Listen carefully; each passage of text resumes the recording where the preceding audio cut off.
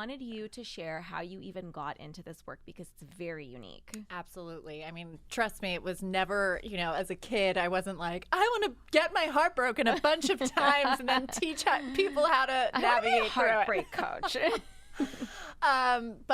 So I'm 42 right now. So I was an actress in New York and LA throughout my 20s and my 30s. And I really loved drama off the stage and off the camera too. And got involved in a lot of pretty dysfunctional relationships and found myself in a relationship that I describe as my rock bottom at 29 and 30 years old. And I really just didn't know which way was up, Sif. Like everything just... It was a pain that I had never experienced before, and being someone who was pretty functional and organized and very motivated with acting and a go-getter, just everything felt so hard and so heavy, and the pain felt so daunting and crippling and unbearable. And then I thought, is there something wrong with me that I'm feeling this way?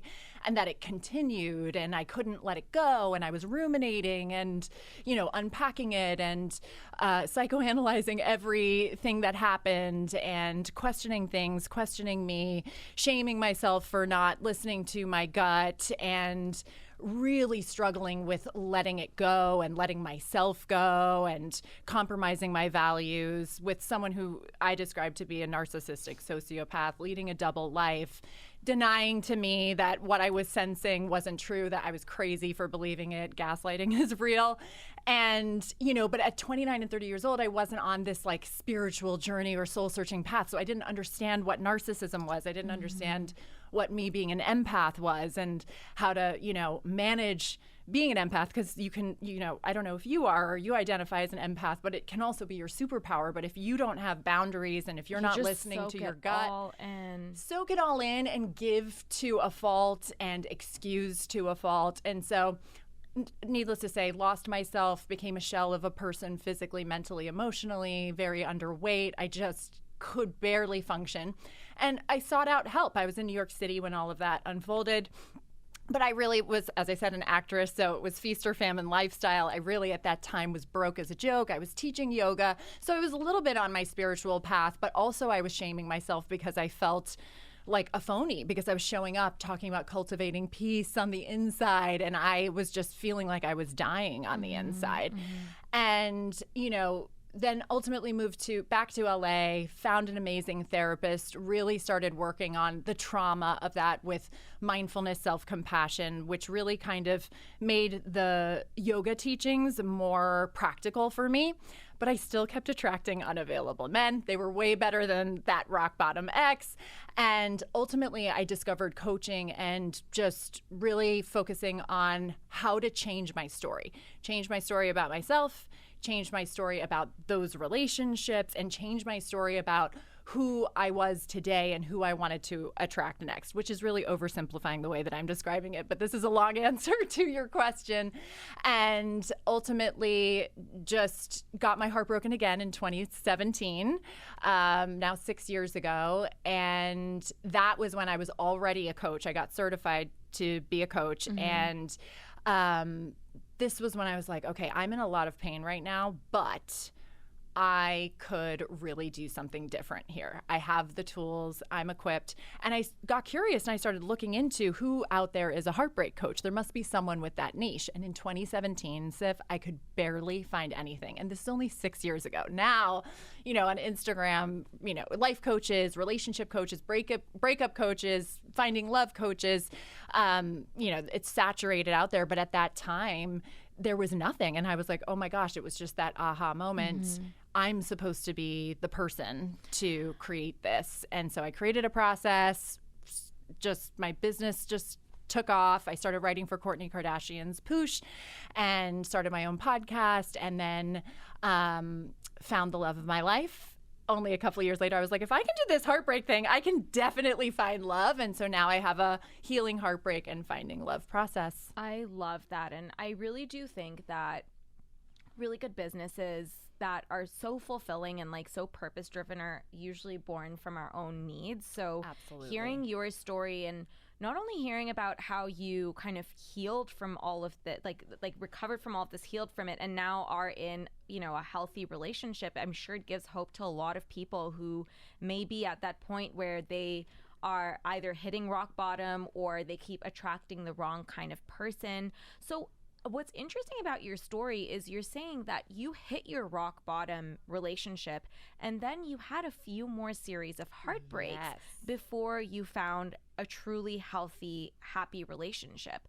So what happened in those years? Because I think a lot of people have a similar experience where they're like, rock bottom, never again, and then yet they still keep attracting that type of person. Yeah, great question, because you also, a lot of people come to me who said, I've been in therapy and it still keeps happening. And that was me too. And that doesn't knock therapy, and I'm not here to say one is better than the other. The therapist I found here in LA was absolutely incredible and served me perfectly at that time. And then the coaching component came in of like, how do I actively change this story? And also, and this is what I do with my clients, you know, I don't say that the name of my program and my podcast is Stop Wanting Him Back and Find Someone Better. I do serve women only. I don't care about the sexual orientation. So the pronouns, apply whatever pronoun works for you as you hear this, because I think heartbreak and finding love is, of course, a universal lesson.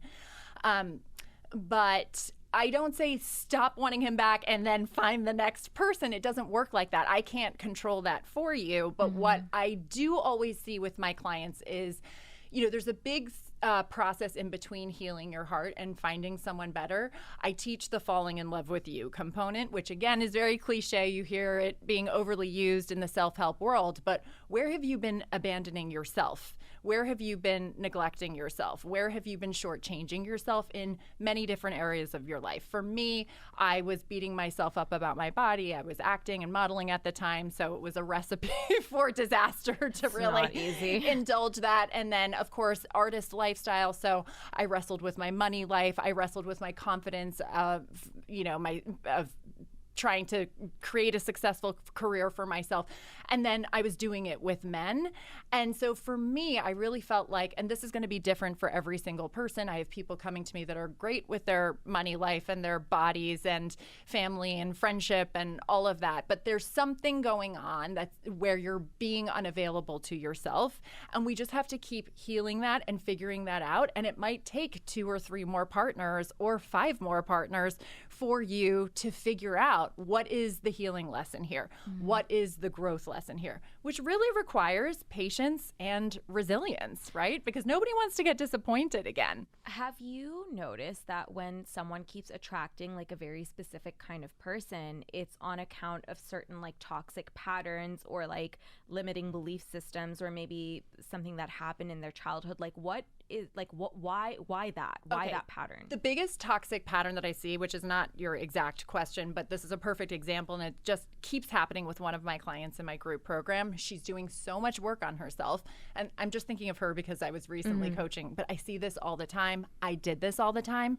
Going too fast, too soon. Thinking just because there's a spark here and you're hitting it off and you've got a lot in common and he's smart and he checks off all the boxes, you start seeing them 5 times a week, talking to them all day, every day, and assuming you're on the same page. And maybe you don't ask the questions like, what are you looking for? And in some cases, they do ask what are you looking for? The other person says, I'm looking for the same thing that you are, but are you paying attention to the behavior? And are you taking your time to slowly get to know someone? I always say to my clients, and this was a big learning lesson for me, you know, let them see you on your period in like the worst of moods. And are they going to sign up for you at your worst? You know, it takes time to really get to know someone and decide, are you really, beyond the chemistry and the attraction and the excitement, the right fit long term? What do you think is the right time to ask that question of like, what is it that you're looking for? Because, you know, I've had conversations with my single guy friends and girlfriends, and, you know, sometimes it's like there's almost like a mismatch where someone puts themselves out there too soon. It's like, okay, like first date, I am looking for marriage. And maybe that is the right way to go about doing it if that's kind of what you're looking for. But like, what is the right time? Because also, maybe someone wants to chase and maybe they don't know if they're ready for marriage on the first date. great question. First of all, on the apps, they often give you, especially Bumble. I can't remember if Hinge has the "Are you looking for a relationship" or not, but I think that that's a great way to show up on your profile saying what you're looking for, right? Checking off the box, because it could say looking for something casual, don't know yet, looking for a relationship. And I would really be paying attention to the people who are checking off looking for a relationship. And if they don't have anything checked off, or they say they don't know yet, but the rest of their profile, has enough that you're intrigued, you can find out later. Again, are you willing to be patient and take time to get to know the person, gather the information, and find the right time and window to ask that person what it is that they're looking for? My clients who come to me, Sif, are investing in either healing their heart and or looking for their person. So if you are on a mission to find your person, I don't think we should be apologetic about that. And I don't think we should be sheepish about it. I also say, even if you check off the looking for a relationship box on your profile, use one of the prompts that really enforces that search, right? Use a prompt that says something. I know I used on my profile right before I matched with my partner. What are the 5 important characteristics that you're looking for in a relationship to show that you're serious about it? But I can't imagine in the first 3 dates that there isn't one window to ask that person what it is that they're looking for. I know it can feel clunky. I know it can feel awkward, but I would say in the first 3 dates, there has to be a window. Now, if it doesn't happen till 4 or 5, fine. But if you're on a mission to find your person, and on a mission doesn't mean, getting graspy and attached and, squirrely about it, but just, this is what I'm looking for, curious what you're looking for, because I don't want to waste your time or my time. For me personally, I don't want to get to date 5 to find out because by the time, in my opinion, if you get to date 5, you're pretty interested in that person and you're hoping they're interested in you back. I think if you're still like, not sure by date 5, probably it's not your person. So essentially it's aligning on what you're both looking for without saying that, okay, but you are my one. You know what I mean? Yes, establishing, are we looking for the same thing? Yeah, and then it's like, and then exploring whether it's like a mutual fit, but like putting it out there that this is what I'm looking for. I'm not sure if you're the one. Yes. But like, this is kind of my intention. And Sif, that was the exact conversation I had with my partner, because he lives in Santa Barbara. I ultimately moved to Santa Barbara, but we matched here in LA. And the second weekend, we were spending time together. I was driving up to Santa Barbara, and I'm like, Claire Byrne, you do not get to turn around and come back to LA without this information, because I was really feeling it with him, and I wasn't messing around. And, my time was precious. I was running my business. It's a lot of emotional energy holding the space for my heartbroken clients and my clients looking for love. And I just said that to him. I was like, this is an awkward, his profile was blank. And so I was like, what are you looking for? And he kind of got a little shifty. And I said, look, I'm not asking, are you looking to be in a relationship with me? I'm just wondering, are you looking for anything? Because, he's a dad with 4 kids. He has a very demanding job. And it's an important question to ask.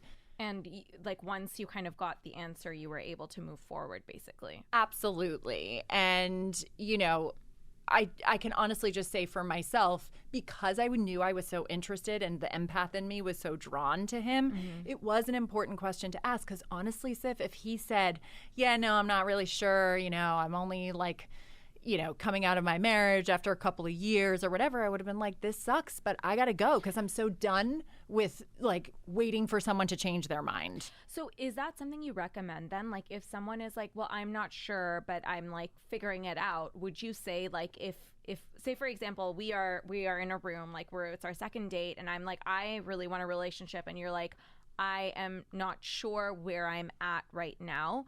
Is it like, would you recommend that your client kind of walks away from that, because the chances of someone actually deciding, okay, now I want a relationship, are lower, and to avoid disappointment? Or like, what's your recommendation in a situation like that? I always say to my clients, I'm not your mom. I'm just your coach. Yeah. But I have never in my 8 years now of coaching heard someone being like, I'm not really sure yet, I'm still figuring it out, turning out to be the one for them. Huh. Ever. That is fascinating. Now, that doesn't mean that doesn't happen, right? There's always an exception to every rule. I feel like I spend so much time on my podcast and talking to my clients to say, I just feel in this case. Perfect example of this, had a girl, date one, totally intrigued by this guy who told her that relationships are third on his priority list, right? Travel and health were above relationship. And I'm like, okay, it's a clear no for me, but she had to date him for 6 more weeks to find that out for herself. Fine, right? It's 6 weeks out of her life. I think it's more important for her to see for herself if she's just not fully believing what I'm believing. And it was really the first person she was starting to date under my watch. And I was like, so next time when someone says this, can we nip it in the bud that much sooner? Yeah, 100%. But if you need to find out for yourself because you're holding on and there's some exception to the rule and you need to see it through, go do that. But I would say more often than not, it doesn't turn out to be your person. When people are out dating, oftentimes it's like, and I'm sure everyone has gone through it where you're like not sure if they're interested or not. Even if they say they're in a relationship, it's like the hot, cold, like breadcrumbing, love bombing situation. When do you know it's a red flag and that you should run for the hills?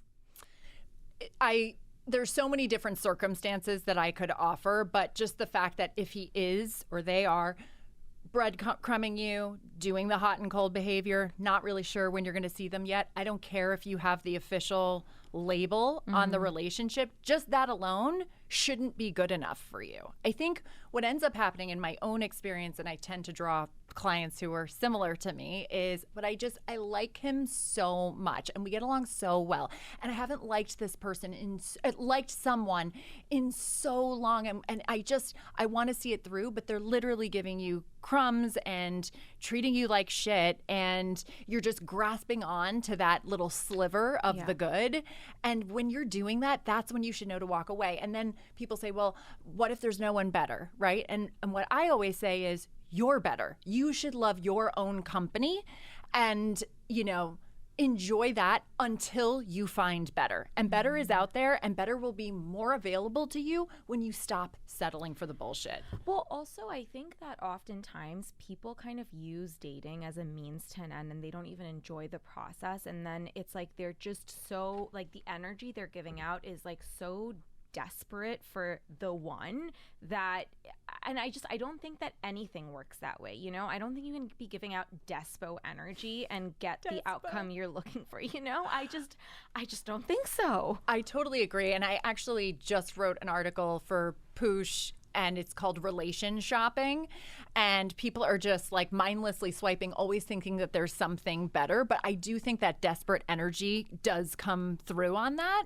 And it's really off-putting. It's energy, right? Energy doesn't lie. And that's the bottom line. So you can mindlessly swipe and then tell yourself, oh my God, it's so impossible to find someone and it's just so hard. But are you really intentionally thinking about who that person is? And are you intentionally swiping slowly and consciously and keeping your eye on the prize amidst all the bullshit people that are on there?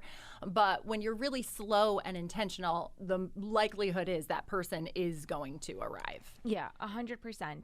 So I want to talk a little bit about attachment styles because, actually, can you explain to our audience what the different attachment styles are in case they don't know? I'm only really familiar with 3 attachment styles. Okay, the anxious attachment style, which is what I identify with, and I'm not going to describe this perfectly, but ultimately something happened with the bonding in childhood between child and parent. This is how they came to be, right? Where like the parent was somewhat, sorry, mom and dad, I love them madly. Something happened where I became very anxiously attached, where there was an absence or a need for some kind of security that like the parent and whatever. I'm not trying to throw any parents under the bus because I have a lot of clients who have amazing parents like mine.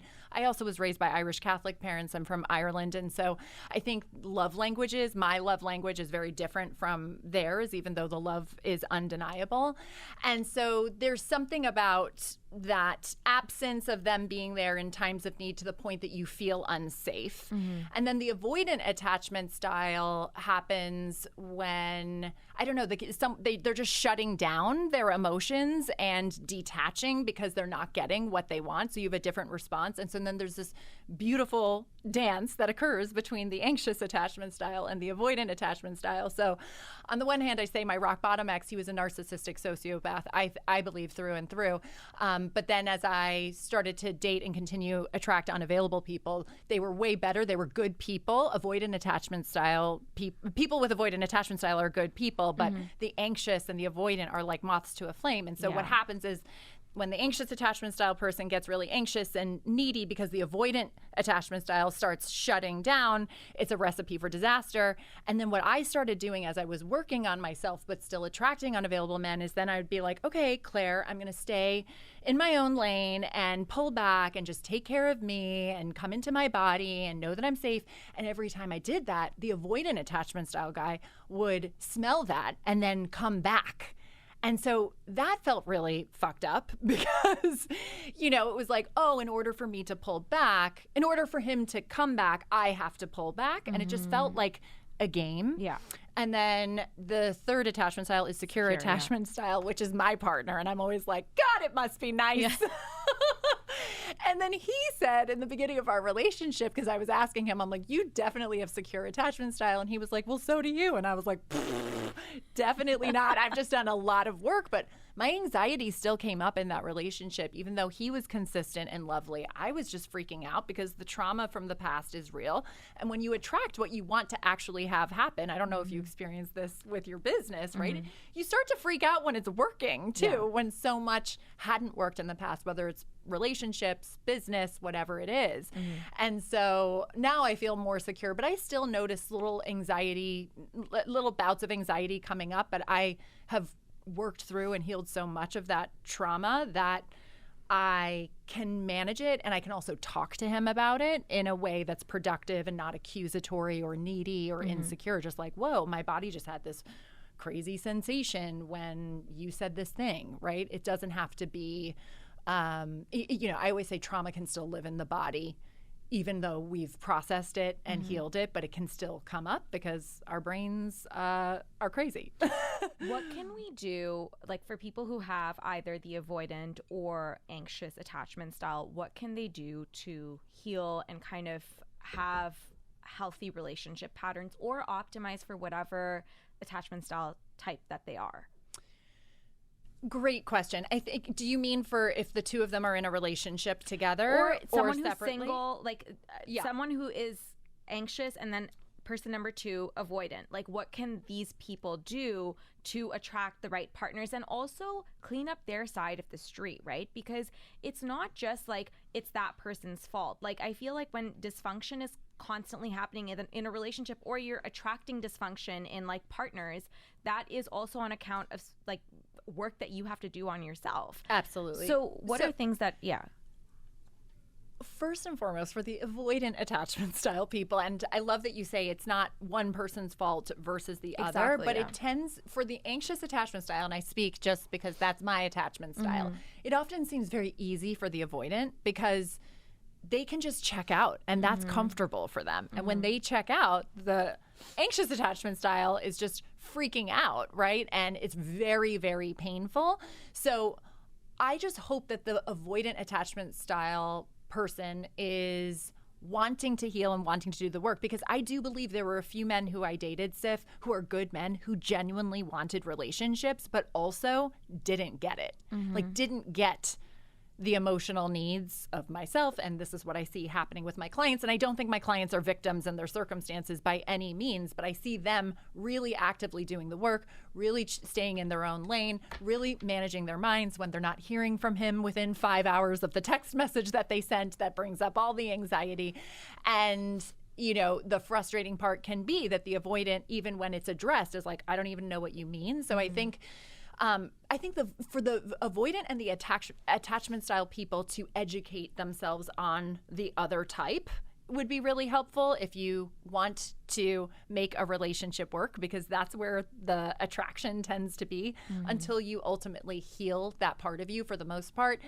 And go to therapy, go hire a coach, get in touch with whatever it is that your blocks are. And I think for the anxious attachment style, stay in your own lane and really look at what you need to make yourself feel safe. Because for the anxious attachment style person, it really is about emotional safety. And the best kind of emotional safety work you can do is that work on yourself. I am safe. I am loved. I am secure. I don't need love in order to thrive in my life. I want love, and that's a beautiful thing, but I'm going to create that with the right person. And yeah, again, for the avoidant attachment style, to really work on unblocking the blocks of, feeling like love is unsafe, or if I open myself up, I'm too smothered, right? And learning how to communicate what you actually think and feel. So that really starts with a good therapist or coach or healer, whatever fit is best for you, and peeling back those blocks and those layers. But then there really is truth to it. And I saw this in my relationship now. There's only so much work you can do on your own, and then it's the work of coming together. Because of course, like it's I mean, if you, no matter how much work you do, if you're with a partner or attracting someone who just isn't giving you what you need, like even it can drive like a secure attachment style crazy, because and trust me, it drove Larry, my partner, it drove him crazy at times, because he's like, what? And to give myself credit where it's due, I was really articulate and communicative most of the times, but other times there was just a trauma response. And thank God, he was there to catch me, but it was also frustrating for him. But even though he's secure attachment style, he had his own trauma in past relationships too. So I've helped him heal that too. Yeah. And I think that that's an ongoing conversation for the rest of your lives. I don't think it's like come together, figure out your shit, and then never address it. I think it's ongoing communication. As I said earlier, sometimes those little bouts of anxiety come up, or when he travels, I don't feel insecure like, oh, what's he doing? Who's he with? But I do feel this discomfort in my body, and it's like, okay, this isn't a problem. I can breathe with this. I can connect with him. He's safe. Like, I get anxious, like, is he going to get there safely, and all of that stuff. So to just keep always working on yourself and healing yourself and investigating what you're thinking, and finding compassion and patience, because like our brains are just, going a million miles a minute. We have so many different distractions right at our fingertips. And so it's really important to keep checking inward. And if you really want to create a healthy, happy relationship, it doesn't matter what your attachment style is. You absolutely can do that, but both parties need to be willing to hear each other, willing to do the work, and willing to compromise. 100%. So if someone is going through really, really bad heartbreak, and they are very much in their feels right now, like they've gotten their heart broken very recently, what do you do? Like, say I'm coming to you, hey Claire, I've like just horrible relationship ended. What can I do? So I have a 5-step process. I always say it's not linear, because heartbreak can feel very messy and unclear and foggy. The first step is cut contact, which is really hard for people to do. And if you're not ready to do that yet, give yourself the grace and space to not do that. But again, as I just said, everything is at our fingertips. We can know where our ex is at all times if we want to. And even if that person, or you're not following each other anymore, if you're connected to mutual friends, it's just so much easier to disconnect. And I know it's super painful, but rip the Band-Aid if you really want to get over the person. I see it as an addiction, right? Wanting to keep tabs on everybody. Or I definitely felt like I had this addiction to, the person and the absence of the love, right? The withdrawal of oxytocin, the serotonin, the dopamine, and all of that. And so, treat it like you were quitting alcohol. Just remove yourself from the substance. Second step is let your heart break. Really let yourself fall apart. And a lot of people say to me, but I've been doing that already. I am heartbroken. Like, trust me, I'm feeling the pain. But I often see people resisting the pain, wanting to numb out with the pain, with drugs, alcohol, sex, moving on to someone else, scrolling on social media, escaping, overly exercising, starving themselves, whatever it is, and punishing themselves in a way, instead of sitting with and putting your hand on your heart, which seems really basic. And I was very resistant to this myself. Breathing through it, letting the tears flow, taking some time off of work. This is a loss. I mean, that's the worst pain that I have experienced at this point in my life at 42 years old. Being really gentle, cancel the plans. I don't care if it's your best friend's birthday. You don't have to be on for people. Like really taking care of yourself as if you were physically ill, because you can feel like you're physically ill. So at what point though, like say someone is like very like grieving, like actually grieving, at what point are you like, okay, like let's reel it in and move on with life? Yeah, because certain people are like, exactly, dwellers, ruminating. Exactly. Yeah. I just think this sounds so simple, Sif, but it really was a huge component of what was missing for me in my searching on how to heal quicker. That's step 2, giving yourself the permission to grieve versus indulging and spiraling. And this is the worst thing ever. And how do I heal it? And I also need to get more information. And if I just had this like last conversation with him and I got my answers then, and just like spiraling in the drama of it all versus you are experiencing a huge loss right now. And this is really fucking hard and heavy and daunting and overwhelming. And how do you do the basics? Like maybe go out for a walk and like take your broken heart with you everywhere and nurse yourself and speak to that most likely broken little girl within or person within. And I always say this to my clients, if you treat yourself in that way as you consciously let your heart break versus just like grieve and spiral and you have to do that for a little bit. I'm not saying there's anything wrong with that, but then like, whoa, no, I'm going to treat myself differently as I grieve and give myself this conscious permission and take good care of me. There is an opening for step 3, which is create closure. But I can't tell anyone, oh, and this is for how long you do this. Oftentimes when my clients start working with me, whether it's one-on-one or my group, look, let's for the next 30 days do this and let's see where you're feeling afterwards. And there's a big difference between beating yourself up, judging yourself, resisting it, and being kind to yourself and carving out that time to process it. And there will be an opening, a window to say, okay, now I'm ready to shift this story. Now I'm ready to really start working on the closure component of the story, which is step 3 of my 5-step process. And what's the closure component? Tell me about it. It's creating closure for yourself without getting it from them. Now, again, it's hard to say in just one conversation, Sif, because let's say you were dating someone for 6 weeks versus if Larry left me tomorrow after 3.5 years, I would have some questions, right? If it came out of the blue and I was just completely shocked, right? So you get to ask your questions, you get to have the conversation, but oftentimes, and I did this too, it's like 2 months later, oh, I'm going to write this letter and like really give my final piece on things. But really when you're doing that, it's like a final poke, right? If we're really creating closure, we don't need to do that with the other person. So how do you do that? When you're in the longing, it's reminding yourself of what didn't work in the relationship. I talk about my heart getting broken all the time throughout most of my 20s and my 30s, but it got broken because I was asking for things that I needed that were fair asks that they didn't want to honor. And so it just became more painful. But the reality is I didn't want to be in a relationship where I didn't know whether or not I was seeing you on the weekends. And I was feeling like I was a bother and that you were trying to squeeze me in with your work and your friends and your family, like feeling like I was 4th or 5th on the list, right? So really remembering why that relationship didn't work in the first place and recognizing that you do deserve better and can have better. And I think the other component is looking at the bigger universal lesson. How did I attract this person? What did this teacher teach me to serve me, for me to reflect back on myself? So perfect example of that was my last heartbreak in 2017.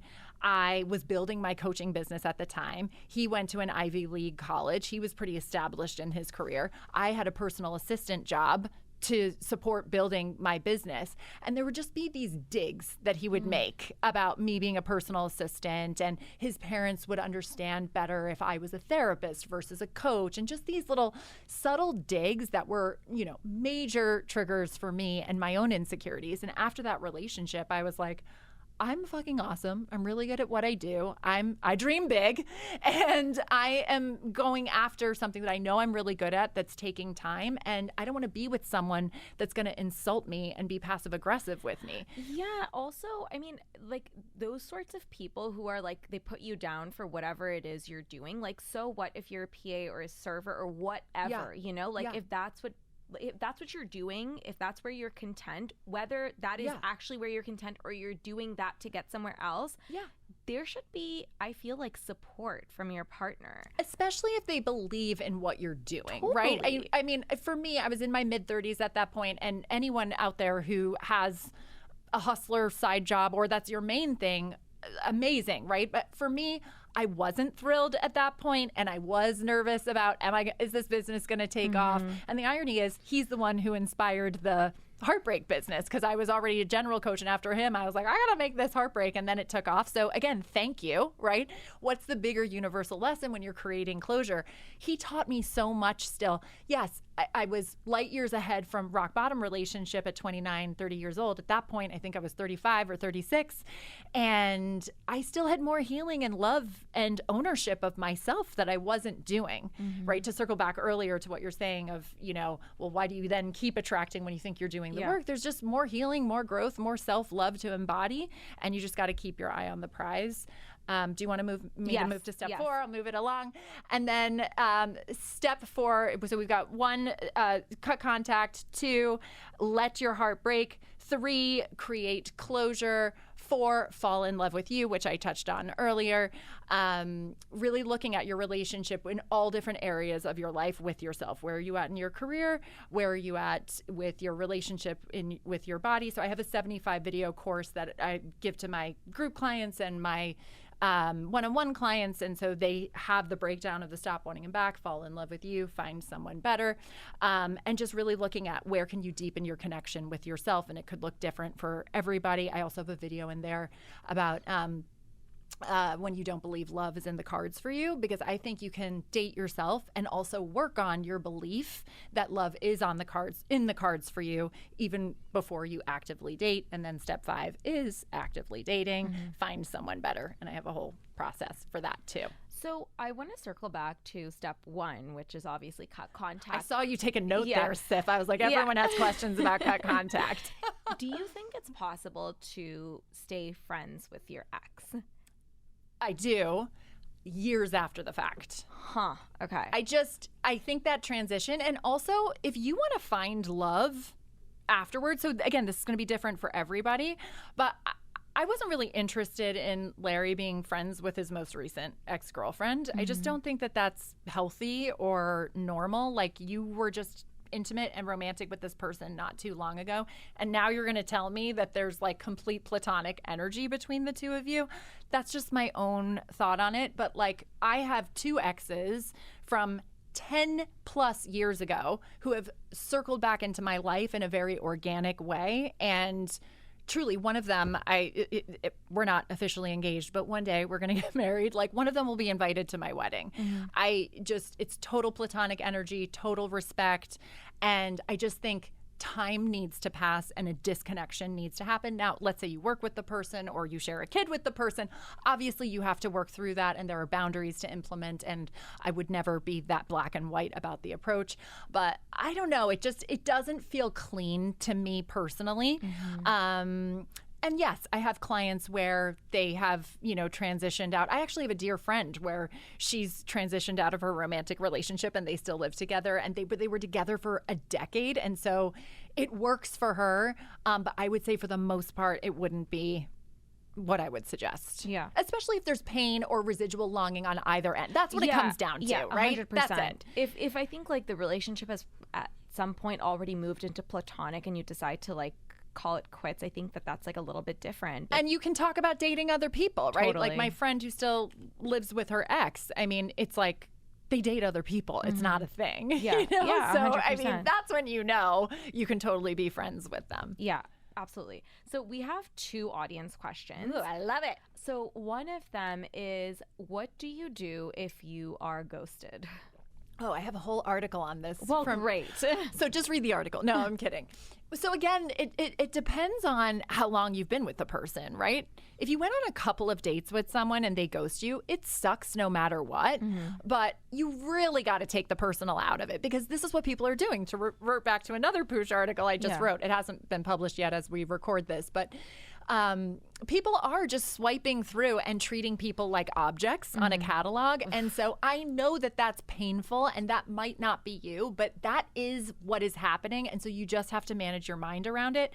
The way I like to look at it is, this is a great lesson for you to not do the same to other people, being like, thank you so much for showing me who you are, that you're, if we had a lovely time a couple of times and you're no longer interested and you're not man enough or woman enough, right, to tell me the truth, then I'm not interested anyway. It's a pretty spineless move. If there was a lovely connection, but someone just didn't feel like there was a romantic connection. So the way I look at it is, wow, thank you for showing me who you are. This is a great example of creating closure, right?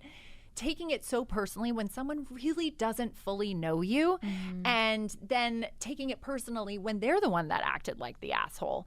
So I think that's easier to do when it's a couple of dates. Let's say it's 6 weeks, 8 weeks, and you really feel like you've built more of a connection. That truly is very painful. But the work that I would do if we were working together is, what, again, was going on in that relationship that made you assume that there was something more going on than what was. That's not to make you feel dumb or ignorant or naive or anything, but it's really important to recognize that that person wasn't as available as what you thought, because I'm never blindsided by ghosters. When my clients tell me that they've been ghosted, whether it's, well, if you only met them 2 times, we need to lower our expectations too about people who ghost us right off the bat, right? We don't know them. They're literal, like I was about to say, objects on the internet. No, that's how they're treating they're you, literal ghosts. right? But they are, but like they're, we have no idea. A lot of the time we haven't even asked them what they're looking for yet. And even when someone says to me, but they said they were looking for a relationship, Claire,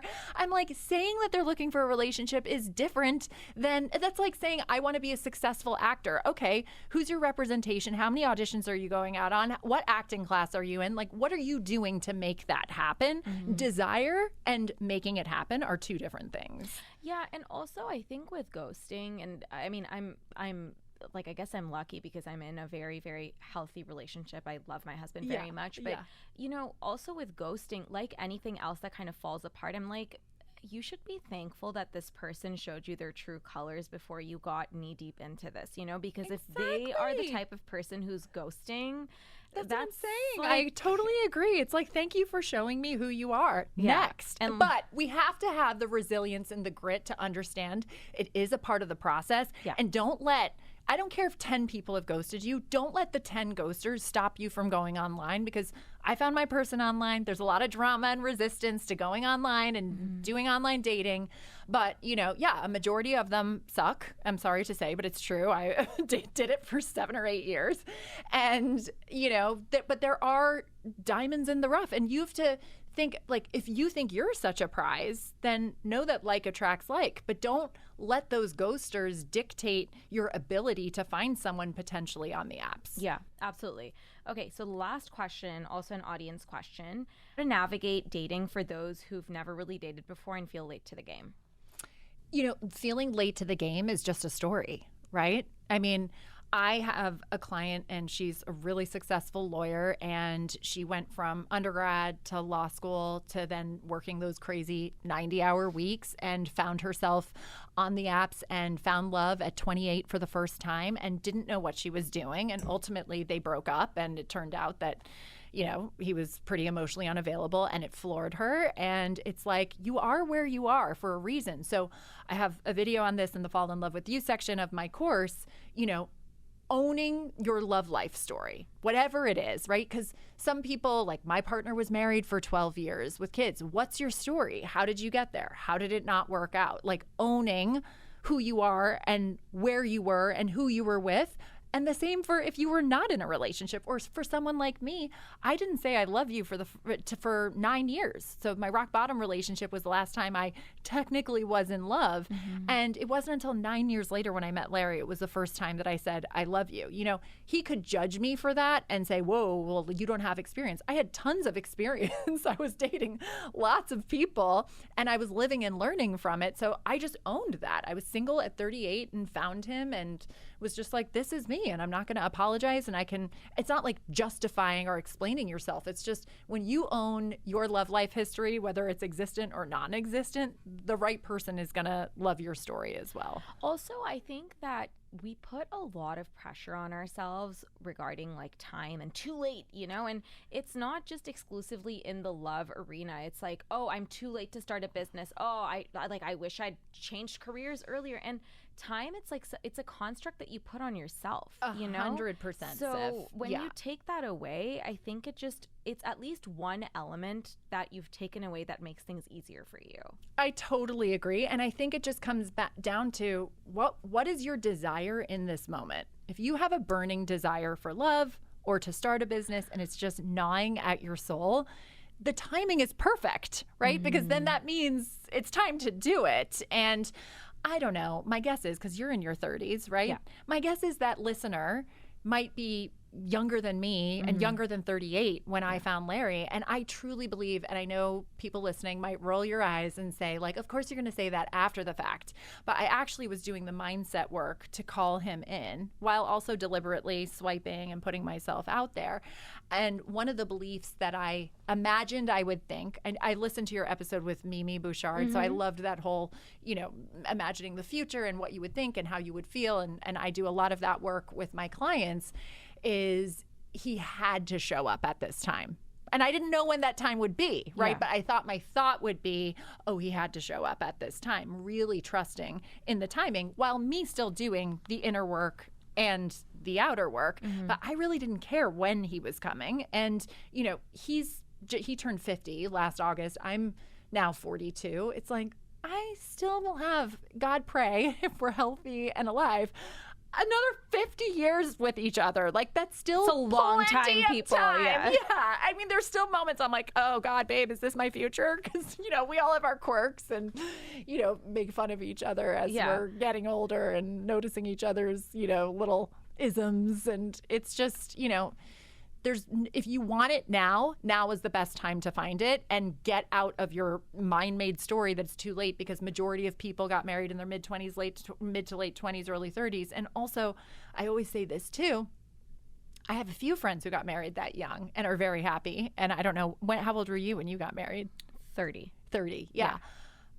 I think there are a lot of people who got married in mid-20s to early 30s who now in their early 40s, my friends, are not happy, right? Yeah, because they did it absolutely. unconsciously. And I can tell you guys are a total power couple. So I'm not saying, and I don't mean to generalize for everybody, but a lot of the people who come to me are the ones that did get married at that age or didn't and now think it's harder later. And that's just not true. Absolutely. I have a 68-year-old woman who just joined my program. So if she can do it, then I don't want to hear any complaints about, oh, I'm too old, all the good ones are gone, it's too late. Yeah, that doesn't exist. Yeah. So throw that thought away, people. Exactly. Claire, this has been awesome. Tell everyone where they can find you.